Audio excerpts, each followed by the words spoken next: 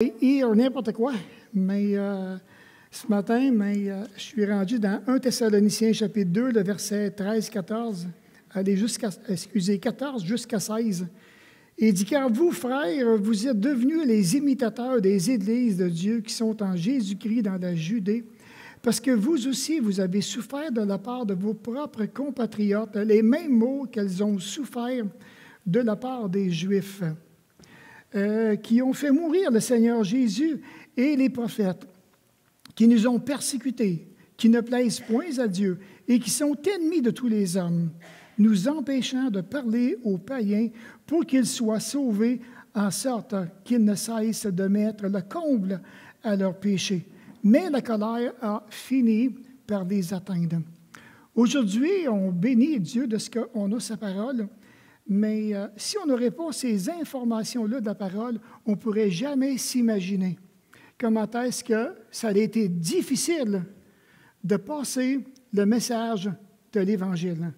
C'était impensable. Et on va voir ce matin comment est-ce qu'il y en a qui ont lutté très fort pour porter le message de l'Évangile.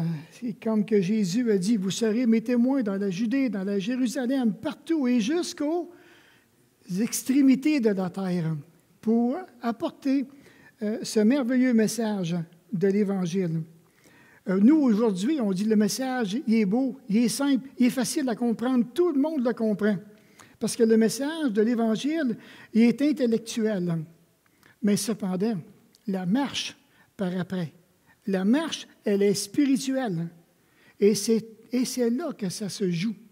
Parce que ce n'est pas toujours évident de marcher d'une façon spirituelle, mais c'est là que la foi doit entrer en ligne de compte. C'est là que la foi doit saisir ton cœur et maintenant, on va avancer. Mais jamais qu'on aurait pensé, même la parole, tous les obstacles qui s'est créé au fil des années, simplement pour pas que la parole de Dieu soit imprimée. Il y a des DVD qui circulent et c'est impensable comment est-ce que le diable s'est acharné pour pas que nous puissions avoir la parole de Dieu. Cette bonne parole que nous avons entre les mains et de voir que ce qui m'épate à travers tout ça, c'est la grandeur, c'est la puissance de Dieu, de voir qu'il n'y a pas personne qui a réussi à éteindre la lumière que ce livre nous apporte à nos cœurs, à nos pensées. Ça a été une lutte puissante dans le monde. Mais il y en a un qui s'est acharné puis qui s'acharne encore aujourd'hui parce qu'il sait qu'il ne peut plus rien faire contre les enfants de Dieu parce qu'ils savent qu'ils sont sauvés. Ils savent qu'ils appartiennent à Dieu. Ils voudraient tellement être capables de les arracher. Il nous a perdus pour l'éternité. Je suis bien content. Hein? Ah non, mais c'est vrai, je sais pourquoi. Et il voudrait tellement, puis même il s'acharne encore aujourd'hui sur le monde. Et ça, maintenant, peut-être que le diable, on n'en parle pas assez souvent, mais il est très actif dans le monde. Parce qu'il ne veut pas que les gens croient en Jésus-Christ. Il ne veut pas que les gens marchent avec le Seigneur Jésus-Christ. S'il y a une chose qu'il déteste le plus, c'est quand il voit des chrétiens qui s'aiment ici-bas sur terre. Parce que lui, l'amour ne l'habite pas. C'est la haine qui l'habite. Un diable haineux. Il en veut à notre amour, il en veut à notre foi, il en veut à notre consécration, il en veut à nos services, il en veut à tout. Il en veut à tout. Et puis, s'il y aurait le pouvoir simplement de tout détruire, il détruirait tout autour de nous. Mais quelle grâce de savoir que nous sommes dans la main du Dieu Tout-Puissant. Et comme que Jésus l'a dit, pour personne ne va les ravir de la main de mon Père. Alors, c'est vraiment agréable de voir comment est-ce que ce Dieu prend soin de nous dans les moindres détails. Et puis, lorsqu'on vient devant lui, et puis que maintenant que je pense à l'Évangile, la propagation de l'Évangile, on était tous contents le jour qu'on a accepté Jésus-Christ. Pareil comme Paul, l'apôtre Paul, vraiment content quand il a compris, quand il a eu sur le chemin de Damas, qu'il y a eu vraiment cette apparition de Jésus-Christ. Enfin, oui, là maintenant, je comprends qui t'es. Mais par après, le prix qu'il a payé pour Jésus-Christ. Et Jésus en avait déjà parlé à Ananias. C'est un instrument que j'ai choisi pour porter mon nom aux nations, devant des rois, devant le peuple d'Israël. Puis je vais lui apprendre tout ce qu'il doit souffrir pour mon nom. Nous, si on nous aurait dit ça au début de notre conversion, je vais te montrer tout ce que tu vas souffrir pour marcher avec moi. Ça te tente-tu? Mais j'aurais peut-être bien dit, ben là, non, ça ne me tente pas pantoute. C'est pas trop, je ne veux pas le savoir. Mais au fur et à mesure qu'on avance dans cette vie, il y a des bénédictions, oui, il y a des obstacles, oui, mais on est toujours plus que vainqueur. Par qui? Par celui qui nous fortifie. On est plus que vainqueur par celui qui nous fortifie. Il y en a un ce matin qui disait dans sa prière que même que Jésus intercède dans le ciel pour chacun de nous. Et c'est vrai. C'est vrai. Moi, je ne sais pas du tout qu'est-ce qu'il demande pour moi. Je serais curieux, j'aimerais ça savoir qu'est-ce qu'il demande au Père pour moi.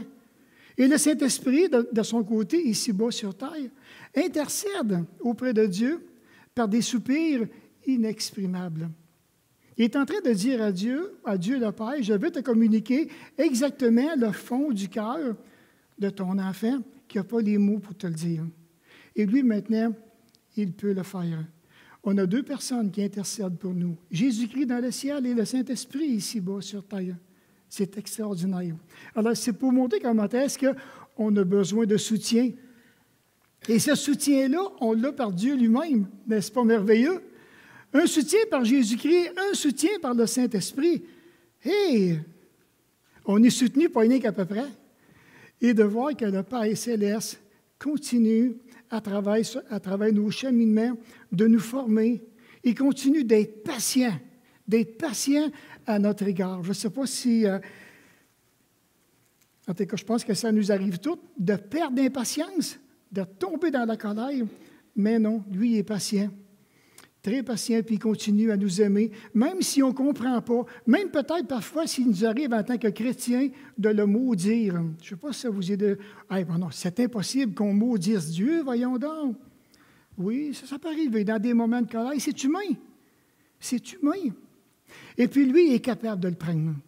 Et ça, moi, quand j'ai compris ça, ça a été comme un soulagement dans ma vie personnelle. Bon, le maudire, je suis en train de dire le maudire, ou bien je pourrais utiliser un autre mot, arriver dans différentes situations dans nos vies, et puis de dire, mais là, non, puis non, un petit peu comme la poupée qui fait non, non, non, non, non. Et ça peut arriver que même dans nos propres vies, alors qu'est-ce que fait Dieu? Est-ce qu'il se décourage parce que je lui dis non? Non, lui, il ne se décourage pas. Du tout, du tout, du tout. Lui, il continue à être patient, il continue à nous aimer. Il va continuer encore à nous supporter, parce que c'est ce qu'il a décidé de nous supporter, de nous aimer, de prendre soin de nos cœurs, de prendre soin de nos âmes. C'est ce qu'il a décidé de faire. Et c'est une consolation du fait que le Père est là et de voir qu'il vient à notre rencontre. D'ailleurs, c'est lui qui a fait la première initiative. La première initiative, c'est de nous aimer.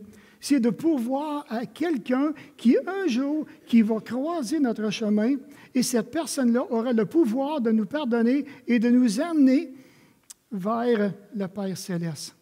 C'est extraordinaire. Jamais j'aurais pensé ça dans toute ma vie, qu'on aurait eu ce privilège extraordinaire, un jour, de rencontrer Dieu. Je pensais, moi, que c'était juste pour les prêtres à l'époque. Et puis, je me rappelle que j'avais eu un reproche de mon grand-père qui disait, « Michel, lis pas ça, la Bible, tu vas venir fou. Tu n'es pas assez intelligent pour comprendre ça. C'est juste les prêtres qui peuvent comprendre ça. » Puis là, j'en venais juste d'être sauvé, mais je comprenais le salut, par exemple. Et oui, je comprenais le salut. Et puis, j'avais parlé à mon grand-père, ma grand-mère. Puis il dit, nous autres, les évangélistes, on les met dehors à coups de pied. Bien, grand-papa, il va falloir que tu me mettes dehors à coups de pied dans le parce que je dis, je suis un évangélique. Puis il s'est tourné vers ma femme, puis il dit, lâche-les, laisse-les, tu vois bien qu'il est fou. Hey, être fou pour Jésus-Christ, être hors de sens pour Jésus-Christ, c'est merveilleux, c'est merveilleux. Alors, mais c'est tout ça. Je pense qu'au fil des années, le Seigneur, oui, vient nous chercher là où nous sommes, avec nos fardeaux, avec nos faiblesses, avec nos blessures, avec tout ce qui peut se passer dans le plus profond de nos cœurs. On est peut-être tous déréglés, on est vraiment le viré à l'envers. Puis il dit, c'est vraiment la personne que je veux. J'en ai vraiment besoin. Pourquoi? Parce qu'il dit, eux, ils vont faire preuve d'humilité. Eux, ils vont reconnaître leur misère. Comme que Jacques dit, sentez votre misère. Soyez dans le deuil. Sentir ta misère. Pensez-y. Et pourtant, on est appelé à ça, sens ta misère, parce qu'il est en train de dire que Dieu résiste aux orgueilleux, mais il fait grâce aux personnes qui sont humbles. Trop orgueilleux pour s'humilier, mais sens ta misère. Continue à la sentir, ta misère. Sois dans le deuil. Tu ne veux pas de mon aide, tu ne veux pas que je puisse t'épauler, tu ne veux pas que je puisse t'accompagner. C'est ça qu'il est en train de dire, dans le fond. Mais il dit, je t'aime tellement. J'ai tout pris à la croix pour toi. Et ça, mais c'est merveilleux lorsqu'on a des fardeaux qui nous écrasent, les soucis. Comme que l'apôtre Pierre il dit, « Et déchargez-vous celui de tous vos soucis, car lui-même prend soin de vous. » Et ça, j'aime tellement ça. Le mot « lui-même », car lui-même prend soin de toi. Et les soucis du cœur, dans le grec, la pensée qui est là, c'est une grosse charge que tu portes. Et puis cette charge-là, moi, ça me fait penser, une des charges que je trouve qui est pesante, là, c'est une feuille de J-Proc. Tu prends une feuille de J-Proc de 12 pieds, ta main là, le gars, il est parti aux toilettes. Et il va t'arriver parce que là, ça descend, puis ça descend. C'est tellement pesant au bout des épaules ou des bras. Mais il dit, prends ton souci, là, puis il dit, laisse tout tomber. Puis il dit, laisse-moi m'occuper de toi maintenant. Et on voit à travers les années, Dieu, comment est-ce qu'il a voulu s'approcher de son peuple, qu'il a voulu s'approcher d'Israël. Laisse-moi t'aider. Ne crains rien car je suis avec toi. L'expression ne crains rien revient 365 fois dans la Bible. Une fois par jour. Ne crains pas car je suis avec toi. Ne promène pas des regards inquiets. Ah! Hein, la nature humaine. Il va arriver une petite affaire, puis tout de suite, nos pensées sont agitées. Et là, maintenant, là, on se fait des scénarios. Mais Dieu, il dit, « Hey, you, je suis là, je suis présent, mais promène pas des regards inquiets. Fais-moi confiance. » C'est ça qu'il est en train de dire. Et ça, maintenant, on l'oublie. Et Jésus lui-même le ramène dans les évangiles. Ne vous inquiétez de rien. L'apôtre Paul nous en parle dans Philippiens. Mais il dit, en toute chose, faites connaître vos besoins à Dieu par des prières, des supplications, des actions de grâce. Et la paix de Dieu, ceux qui est avec vous, surpassera toute intelligence et gardera vos cœurs et vos pensées en Jésus-Christ. C'est merveilleux. Quand on peut arriver et puis donner vraiment ce fardeau-là, et puis retrouver cette paix intérieure, la paix qui est si précieuse. On l'a cherchée pendant tellement de temps avant de connaître le Seigneur Jésus-Christ. Moi, je la cherchais personnellement. Mais je ne savais pas que c'était Jésus-Christ qui était pour combler cette paix-là dans ma vie personnelle. Je ne le savais pas. Mais le jour où je me rappelle, à un moment donné, je suis tout jeune, je ne suis pas chrétien, et puis il y avait des requêtes de prière, des demandes qu'on pouvait faire. À Shawinigan, il y avait la section Le Nouvelliste, un peu comme le Journal de Montréal. Et puis là, c'était marqué « Remerciement à Saint-Jude pour faveur obtenue. Remerciement à Marie pour faveur obtenue. Remerciement à Saint-Laurent. » Puis ça continue. Il te donne une liste. Je ne les connais même pas. Je ne sais même pas si ça existe. Mais je me rappelle que j'avais demandé quelque chose. Puis j'ai dit « Si tu me le donnes. » Mais là, je ne sais pas si je m'adresse à la bonne personne parce qu'il y a tellement de saints ici que je suis dérouté vraiment, mais j'ai dit, j'aimerais ça vraiment arriver puis demander quelque chose à Jésus-Christ lui-même. Et puis si tu me le donnes, là, je te le promets que je vais faire une publication dans le Nouvelliste. Hey, je te dis que je l'ai essayé. Vous savez quoi? Ça a marché. Ça a marché parce que je m'étais adressé uniquement à Jésus-Christ. Et de voir que, là, il dit, m'en va tenir ma promesse. Je me présente au Nouvelliste. Puis j'ai dit, j'aimerais ça faire une publication, j'ai dit, pour faveur obtenue. Mais là, j'étais gêné de dire Jésus-Christ. Je ne le connais pas. J'étais comme incapable de dire son nom. Mais je dis, j'aimerais ça l'appeler JC. JC. On va l'appeler JC. Mais ils l'ont fait, ils l'ont mis dans la nouvelle liste. La semaine d'ensuite, j'ai regardé. Puis c'était réellement là. J'étais tellement content. J'ai dit, là, je ne sais pas si j'ai fait la bonne chose, si je me suis adressé à la bonne personne, mais je l'ai faite. Puis tu m'as béni à travers tout ça. Et de fil en aiguille, mais le Seigneur a continué à travailler dans ma vie sans que je sois conscient qu'il était pour m'amener là où je suis aujourd'hui. Alors, j'ai vu du coin de l'œil, puis il y en a qui m'ont fait signe.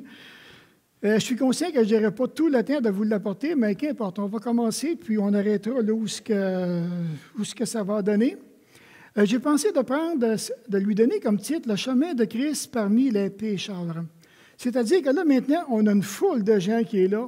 Il y a un spectacle, et croyez-moi, c'est Dominique Ché qui est là avec André Philippe, qui sont là en train de donner un spectacle.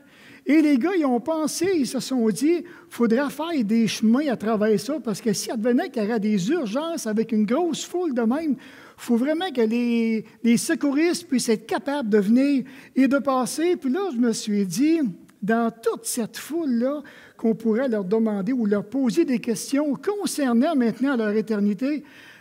S'il y a peut-être 500 000 personnes, peut-être bien qu'on aura 500 000 réponses différentes ou bien semblables ou qu'importe. Et là, je me suis dit, à travers tout ça, à travers toutes ces cailles qui sont là, il y a un seul chemin. Il y a un seul chemin qui est parmi les pécheurs. C'est intéressant, hein? Un seul chemin parmi le monde, et ce seul chemin-là, on le retrouve dans le Seigneur Jésus-Christ. Jésus lui-même, il disait, « Je suis le chemin, la vérité et la vie. » Il dit, « Nul ne vient au Père que par moi. » Alors, c'est vraiment intéressant de voir qu'aujourd'hui, ce n'est pas la religion, ce n'est pas les bonnes œuvres. Tu as beau faire tout ce que tu voudras. Jésus, même Dieu le Père, il dit, « Non. » Il dit, « Il y a un seul chemin que j'ai placé devant toi parmi les pécheurs, et ce seul chemin, c'est mon Fils. » Il dit, « Mets ta confiance dans mon Fils. » Il dit, « Crois-le. C'est lui qui est mort à la croix pour tes péchés. C'est lui qui est ressuscité pour t'accorder le pardon, t'apporter la vie éternelle. » Le dernier message que j'avais apporté, donc, c'était au mois de décembre, si je me rappelle bien. J'avais terminé avec ce passage dans le livre de Job que je trouvais tellement, tellement beau, qui dit « Je n'ai pas abandonné les commandements de ses lèvres. J'ai fait plier ma volonté aux paroles de sa bouche. » Quelle fidélité avec la parole, ce Job. Et si vous vous rappelez, mais j'avais parlé de l'accueil de la parole de Dieu chez les chrétiens de Thessalonique, puis qu'on avait vu différents exemples de personnes qui avaient accueilli favorablement la parole de Dieu dans leur vie. On se rappelle de Jérémie. Vous me dites oui, oh oui, faites-moi signe que vous vous en rappelez. « J'ai recueilli tes paroles et je les ai dévorées. Tes paroles ont fait la joie et l'allégresse de mon cœur. » C'est tellement un beau petit country, puis ça glisse bien dans le cœur, ça glisse vraiment bien. Non, mais c'est un gars qui aime le country. Puis si vous vous rappelez, j'avais parlé de Jésus qui a accueilli favorablement la parole de Dieu. Il a présenté la parole. Il l'a mis en pratique, cette parole-là. Jonas, maintenant, qui avait été repris parce qu'il avait résisté à Dieu, et Dieu l'a ramené à la même place. Il est en train de lui dire, « Jonas, tu vas accueillir ma parole et tu vas aller à Nénive. Je veux que tu ailles là. » Et on avait vu aussi des mariniers, parce qu'on a un marinier, j'ai un marinier carrément en face de moi ce matin, puis il y avait des mariniers qui étaient là avec Jonas, et que les mariniers, eux, maintenant, qui avaient leur Dieu, et après avoir invoqué leur Dieu pour que la mer puisse se calmer, ça ne se calmait pas. Alors là, maintenant, ça a pris Jonas qui s'est levé et puis qui a dit vraiment qu'il fuyait loin la face de l'Éternel et que seul l'Éternel pouvait amener une mer calme, une mer vraiment qui est agitée. Et parfois, ça me fait penser, quand on parle des leçons de cœur, il se peut que dans ton esprit, que ça devienne comme une mer agitée. Oh, il y a des vagues. Oh, ça brasse. Et là, maintenant, on est sur tous les côtés. Peut-être qu'on est chambranlant. On ne sait plus quoi faire avec ça. On va s'accrocher peut-être après les gens autour de nous, ou bien peut-être comme les mariniers qui ont peut-être mis la main sur quelque chose pour ne pas tomber, pour ne pas se blesser, ni se faire mal. Pendant le temps que, quand c'est comme une mer agitée à l'intérieur, dans nos pensées, à cause des circonstances qui nous entourent, nous pouvons nous tourner vers le Seigneur, qui, lui, il va calmer ta mer à l'intérieur, cette mer agitée-là, d'angoisse, d'anxiété, de crainte, de peur, de tremblement, de déchirement, qu'importe. Qu'est-ce qu'il veut? C'est d'apporter la paix de Dieu dans ton cœur. Cette paix qui surpasse toute intelligence. Au fond, je me suis dit, même il n'y a pas juste les types que je vous ai nommés là, qui ont accueilli la parole. David l'a accueilli, Josué l'a accueilli la parole. Les prophètes ont tous accueilli la parole de Dieu. Et puis là, je me suis dit, au fond, accueillir la parole de Dieu, c'est très, très significatif. Pour la simple raison qu'on est en train de dire à Dieu que je prends plaisir vraiment à aller à la soumission de ta parole. Je prends plaisir à contacter tes conseils, parce que tes conseils, ta loi, elle est bonne. Elle est bonne pour moi, elle est bonne pour mes amis autour de moi.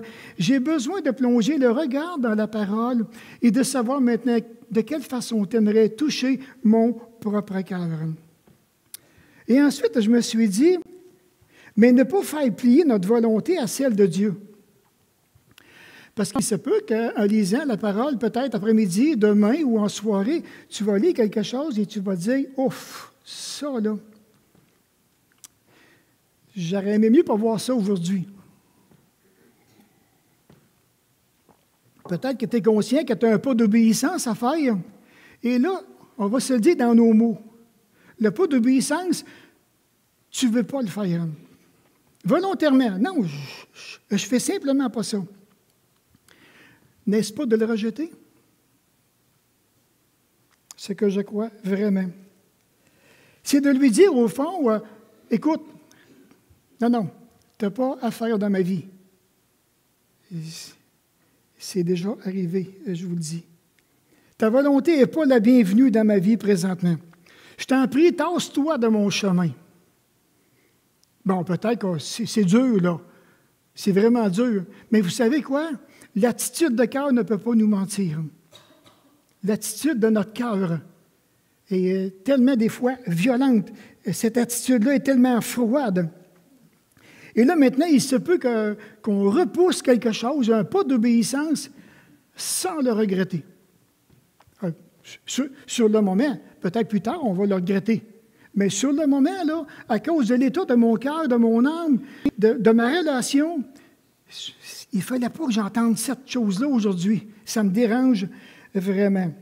Bon, peut-être, je vous dirais qu'on ne dit pas de cette façon, mais il se peut qu'il y a beaucoup de chrétiens que ça n'avance pas dans leur vie. Ça n'avance pas du tout, ça reste stagnant. Ça reste stagnant, non. Je devrais dire, tu avances ou bien tu recules. C'est un ou l'autre.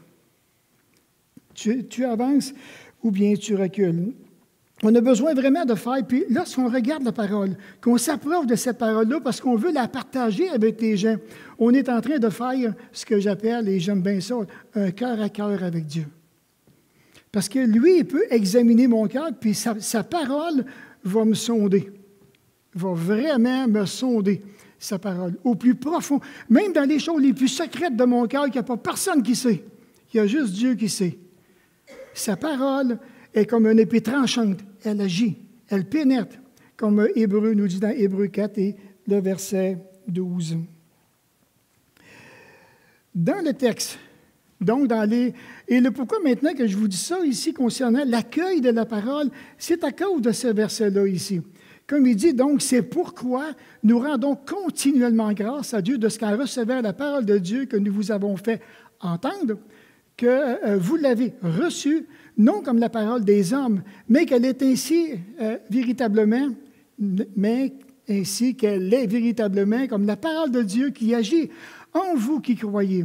Car vous, frères, vous êtes devenus des imitateurs des églises qui sont en Jésus-Christ, dans la Judée, parce que vous aussi, vous avez souffert de vos compatriotes les mêmes maux qu'elles ont souffert de la part des Juifs. Alors, Paul est là avec son équipe, Et là, maintenant, qu'est-ce qu'il fait? Il se présente à eux. Vous avez entendu, vous avez reçu, et cette parole-là est là, agit. Agit. Et la proposition car que l'on voit, c'est une proposition de coordination qui va introduire une preuve, une vérité de la proposition principale. Et ça, maintenant, si on veut vraiment comprendre la fonction de cœur, il faut lire le verset 13. Alors, simplement parce que vous avez reçu la parole comme elle est véritablement la parole de Dieu qui agit, maintenant, voilà le résultat que ça fait. Vous êtes devenus des imitateurs. Des imitateurs de Jésus-Christ. Il y a vraiment une belle réceptivité dans les cœurs. Les gens entendent, ils reçoivent, ils croient, et maintenant, ils veulent mettre en pratique. Ils veulent vraiment aller plus loin dans leur foi chrétienne. Ils ont osé poser un geste dans leur foi. Et ça, maintenant, on est appelé à ça. Ça m'a fait penser, quand les enfants étaient plus jeunes, et sûrement qu'il y a bien des papas qui l'ont fait, hein, ils prennent leurs enfants, puis ils vont le mettre sur le coin de la table, puis ils vont dire, et là, le papa va se reculer, là, « Viens-t'en, saute! » Et là, quand ils partent pour sauter, là, tu recules. Il va-tu tomber? Il va-tu avancer? Mais à un moment donné, il y a des jeunes qui vont arriver, ils vont se tirer dans les bras de papa. Pourquoi? Parce qu'il sait que papa va le prendre. Son père va vraiment y faire attention. Et puis, dans le fond, c'est ce que Dieu nous demande. Quand on est en train de faire un pas de foi, parce que trop souvent, on voudrait comme comprendre la parole avant d'avoir fait le pas de foi. C'est pas de même que ça fonctionne. C'est pas de même. Il dit, fais le pas de foi, et là, tu vas comprendre. Ou bien maintenant, il se peut qu'il y ait beaucoup d'hésitation intérieure. On hésite parce que la foi, peut-être qu'elle est faible. La foi n'est pas au rendez-vous. La confiance n'est pas au rendez-vous. Alors maintenant, vient le temps de regarder l'hésitation. Alors, quand on regarde la définition de l'hésitation, où il dit c'est un état d'incertitude, d'irrésolution ou de crainte qui retarde le moment d'une action ou bien d'une décision. Il peut y avoir le doute, l'incertitude qui empêche quelqu'un de se déterminer carrément. Il peut y avoir un temps d'arrêt, interruption dans le cours d'une relation qui manifeste un doute, une défaillance, une difficulté. Et ça, c'est dans la définition de l'hésitation. Tu viens-tu à l'église ce matin? Ouf! On va y penser.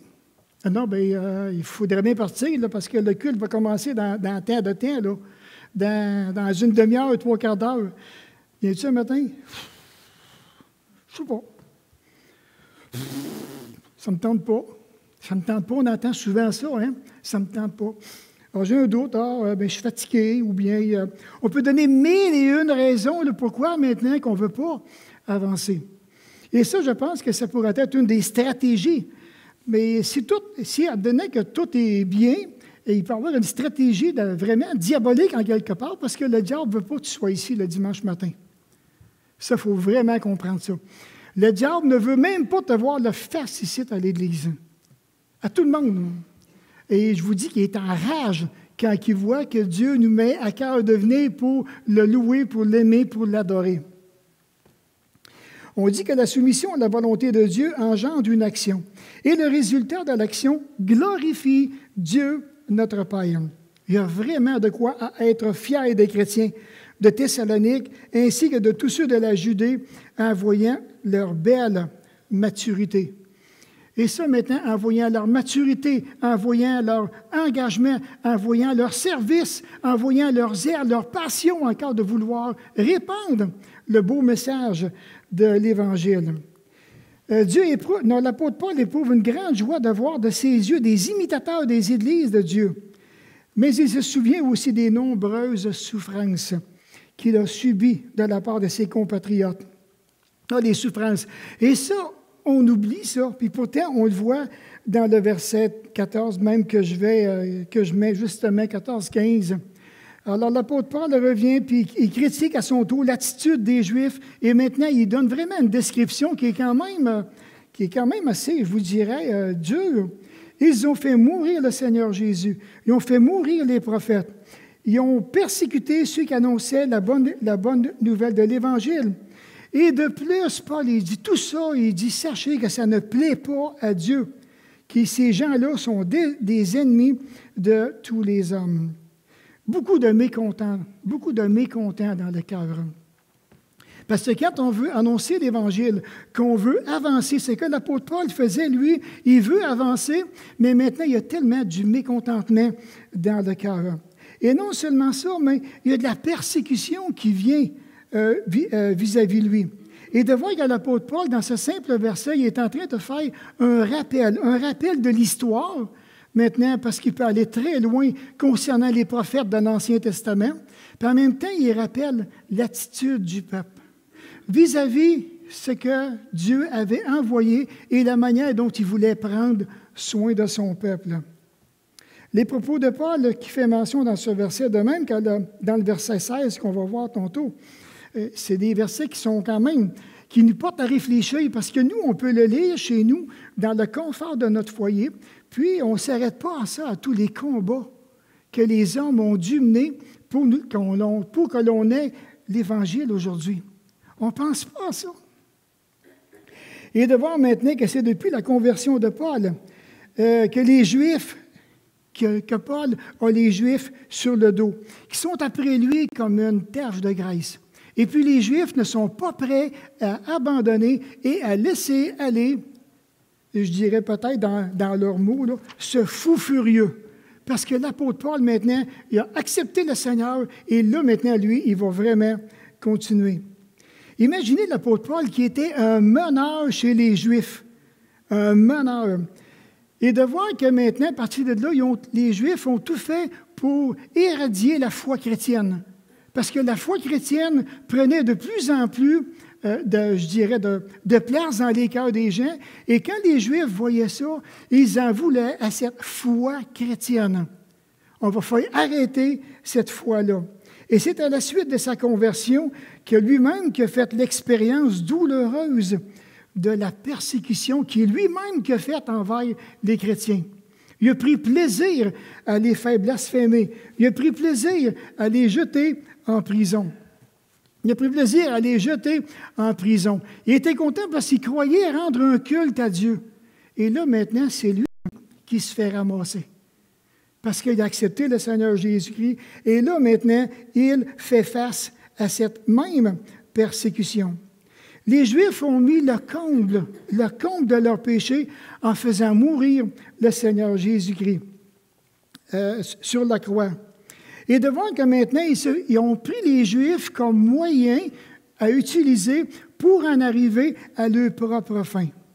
Et de voir qu'on dit que c'était le point culminant auquel avait mené pendant des siècles la persécution des prophètes envoyés à la maison d'Israël.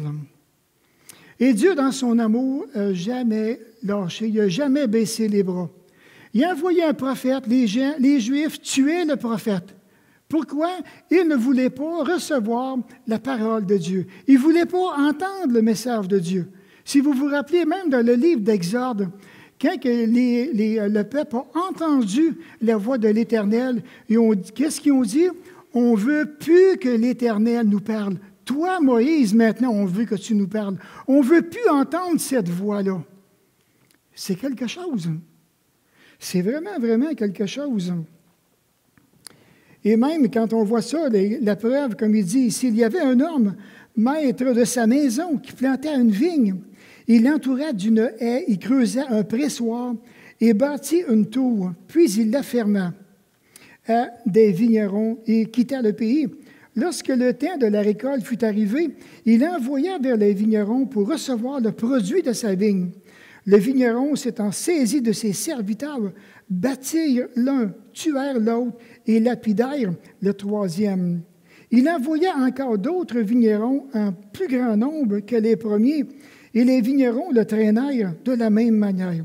Enfin, il envoya vers eux son fils, disant, « Ils auront du respect pour mon fils. » Mais quand les vignerons virent le fils, ils dirent entre eux, « Voici l'héritier.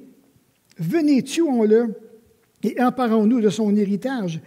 Ils se saisirent de lui, le jetèrent hors de la vigne et le tuèrent.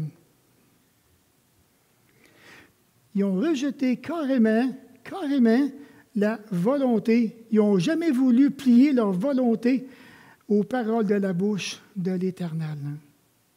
On n'en veut pas de ce Jésus-Christ-là. On va le tuer. C'est tout. On va s'en débarrasser.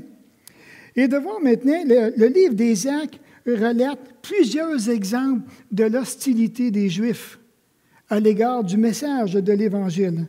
Quand on parle de l'hostilité, on parle vraiment de leur agressivité. Comment est-ce que les Juifs avaient du ressentiment à l'égard de la parole. Par exemple, lorsque Paul est allé, quand Paul s'est converti sur le chemin de Damas, et maintenant il y avait un nommé Ananias qui était là, qui était en prière dans Acte 9. Et le Seigneur dit à Ananias, va vers cet homme, c'est un homme que j'ai choisi. Et là, Ananias, là, il n'est vraiment pas sûr, là, t'as peu. Il dit, est-ce que tu sais tout le mal qu'il a fait parmi tes enfants, tout ça? Mais le Seigneur l'a vraiment encouragé. Et même, il dit ici, et aussitôt il prêcha dans la synagogue. Lorsque l'apôtre Paul s'est vraiment converti, imaginez le gars qui mettait les chrétiens en prison, les Juifs le voient, il est dans la synagogue. Hey, qu'est-ce qu'il fait là? Comme il dit, il prêchait dans la synagogue que Jésus est le Fils de Dieu, et tous ceux qui l'entendaient étaient dans l'étonnement et disaient, n'est-ce pas celui qui persécutait à Jérusalem ceux qui invoquaient ce nom? Et n'est-il pas venu ici pour les amener liés devant les principaux sacrificateurs? Cependant, Paul se fortifiait de plus en plus. Il confondait les Juifs qui habitaient à Damas, démontrant que Jésus est le Christ. Démontrant que Jésus est le Christ. Est-ce que vraiment que nous croyons toujours en ce Jésus? Quel chemin réellement allons-nous prendre? Je vous pose cette question-là parce que peut-être ce matin, qu'il y en a qui sont ici, qui n'ont jamais entendu parler de ces belles vérités qu'on est en train de regarder, démontrer que Jésus était le Christ, celui qui devait venir, celui qui devait sauver Israël de ses péchés, celui qui devait maintenant apporter le message d'amour dans les cœurs du monde entier, celui qui est assis à la droite de Dieu, celui qui est réellement ressuscité. C'est le seul chemin. Il n'y a pas d'autre vérité possible. Tout est en Jésus-Christ. La vérité, elle est là. La vérité qu'on a besoin de comprendre, sur laquelle on a besoin vraiment de s'appuyer, de faire confiance, de se reposer. C'est vraiment sur le Seigneur Jésus. C'est pour ça que lui-même, il dit, « Venez à moi, vous tous qui êtes fatigués et chargés, et je vous donnerai du repos. » Alors, il parle du repos du cœur, le repos de l'âme. Et Jésus le sait, il le voit intérieurement, comment est-ce que tu es fatigué, comment est-ce que tu es épuisé. Il voit peut-être aussi, à un moment donné, que tu es peut-être sur le point de tout lâcher, que tu ne trouves plus aucun intérêt à vouloir continuer. Il voit tout ça.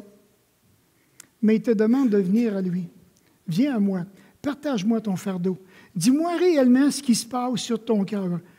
Et ça prend de l'humilité. Ça prend de l'humilité, même dans le secret de notre cœur, de dire à Dieu réellement qu'est-ce qui se passe dans mon cœur. C'est gênant, c'est humiliant. Mais penses-tu vraiment que je devrais te le dire? De toute façon, tu vois tout mon cœur. Tu vois tout qu'est-ce qui se passe dedans. Oui, mais qu'est-ce que tu veux que je te fasse? Qu'est-ce que tu attends de moi? Ben là, c'est ça qu'il veut. Ah oui, dis-le. Ah oui, crache le morceau. Et là, maintenant, quand on vient devant Dieu et qu'on lui dit exactement, Seigneur, même ça me gêne de t'en parler. Je ne sais pas si ça vous est déjà arrivé. Ça me gêne de t'en parler. J'ai honte de t'en parler. Je me sens tellement honteux. Oui, puis c'est correct. Je suis content que tu te sentes honteux. Qu'est-ce que tu veux que je fasse? Pourquoi tu te sens honteux? Ouf! Dis, j'écoute. Et c'est ça que Dieu veut. On parle d'un cœur à cœur avec Dieu. Et on peut venir à lui puis lui démontrer comment est-ce que, si tu n'es pas heureux, là, si ça ne va pas dans ta vie, Pourquoi tu ne lui dis pas? Seigneur, j'en ai marre. J'en ai marre de la vie chrétienne. Je suis tanné, puis je ne sais pas pourquoi je suis tanné. Je me sens épuisé, je me sens ridicule, je me sens inutile. Je ne sais pas pourquoi. Qu'est-ce qui se passe dans ma vie? Qu'est-ce que je n'ai pas compris? Peut-être que tu as voulu sonder mon cœur, puis je n'ai pas compris de la manière que tu as voulu me sonder. Qu'est-ce que je devrais faire? Comment que tu vas t'y prendre avec mon cœur pour me donner un sens à la vie, pour que je puisse reprendre courage, que je puisse commencer à sourire auprès des gens qui m'entourent? Comment tu penses que tu vas faire ça dans ma vie? C'est tellement viré à l'envers. Je ne me comprends même plus moi-même. Wow!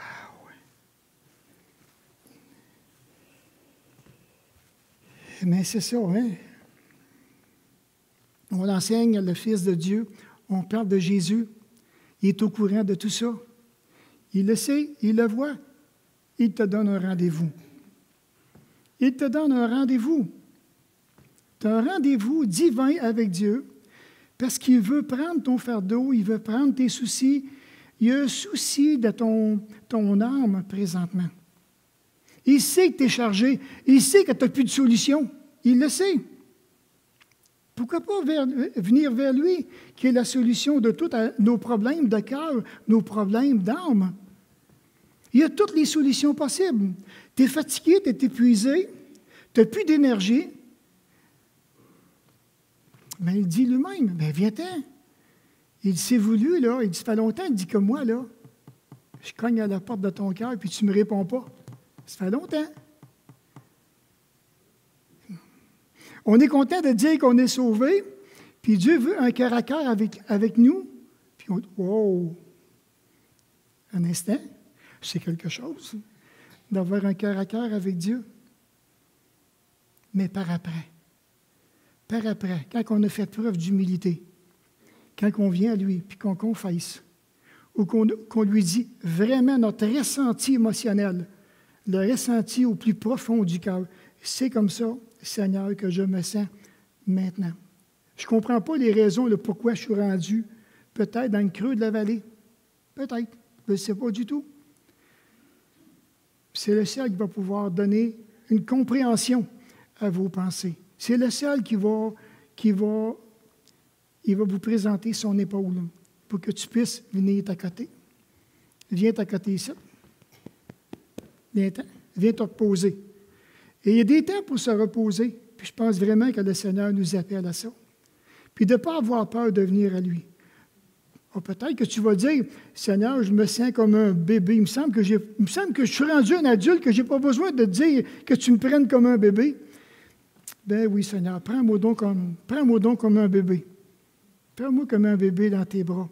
Laisse-moi simplement pleurer si j'en ai besoin. J'ai besoin que mon fardeau se vide. Et ça va lui faire tellement plaisir. C'est ça qui attend. C'est ça. Et nous, maintenant, on veut résister. On est bon. On va résister. Mais n'hésite pas. Je veux vraiment t'encourager ce matin qu'à ce que tu puisses prendre le temps et que tu puisses considérer tout ce que Jésus voudrait faire dans ta vie. Puis je vous le dis à vous, mais il y a 2 pouces qui pointent vers moi aussi, là. Moi aussi, je veux vraiment savoir qu'est-ce que Dieu attend de moi pour ma vie. Et j'ai besoin de le faire. J'ai besoin d'arriver puis d'étaler mon cœur, d'épancher mon cœur vis-à-vis le Seigneur. Le roi David l'a fait à maintes et maintes reprises. Et la Bible nous dit que David était un homme qui était agréable à Dieu. Pourquoi? Parce qu'à maintes reprises, on voit David qui est en train, il ne cache rien. Puis si on pense de jouer à cachette avec Dieu, c'est quelque chose. Alors, on va se courber dans un mot de prière et puis j'aimerais vraiment vous inviter ce matin. Premièrement, j'aimerais m'adresser peut-être à des gens qui sont ici pour la première fois, qui n'ont pas l'assurance de leur vie éternelle, qui ne savent pas du tout où qu'ils vont aller si jamais la mort devrait les surprendre, ou bien ça pourrait se faire aujourd'hui, ça pourrait se faire dans 30 ans, dans 50 ans. Mais ce que Dieu veut, c'est que tu comprennes que maintenant, il frappe à la porte de ton cœur. Il désire entrer. Et ça, maintenant, la porte du cœur, là, souvent, comme on dit, hein, c'est une poignée par en dedans. Tu es la seule personne qui peut ouvrir et souhaiter vraiment la bienvenue à Jésus-Christ.